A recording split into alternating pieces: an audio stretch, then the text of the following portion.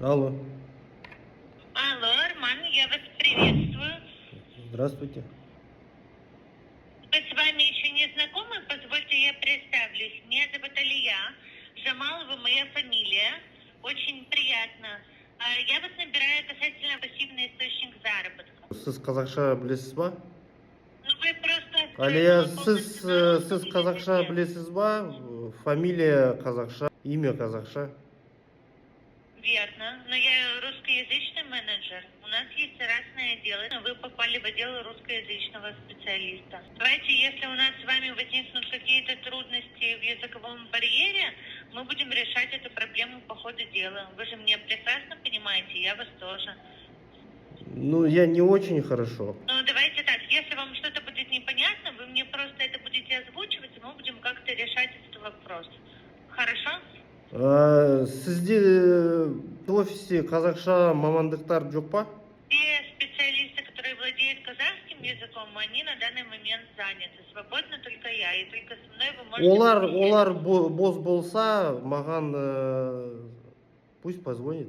Ну а в чем проблема нам сейчас с вами побеседовать? Вы, если выйдете на улицу, 80% населения Казахстана говорят, знают русский язык. В школе вы изучали русский язык. Почему это является проблемой, я понятия не имею. Себебі маған қазақша ыңғайлы болады. Вы просто из принципа хотите говорить на казахском языке или что? Маған қазақша ыңғайлы болады.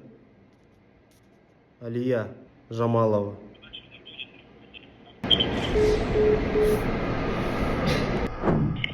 Алло, Арман, я вас приветствую.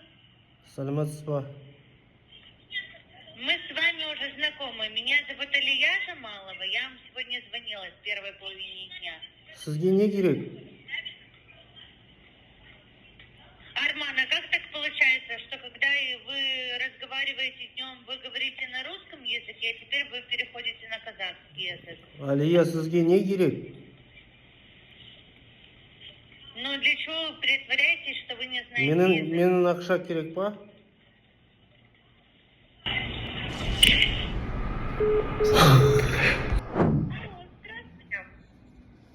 Саламатсыз ба? Рада вас слышать. А подскажите, мой номер что, у вас как спам отображается? А то я Кімсіз? несколько дней звоню, не могу до вас дозвониться. Кімсіз? Сәлеметсіз ба? А то есть как Раша? Вы на русском говорите? Жоқ, қазақша сөйлеймін.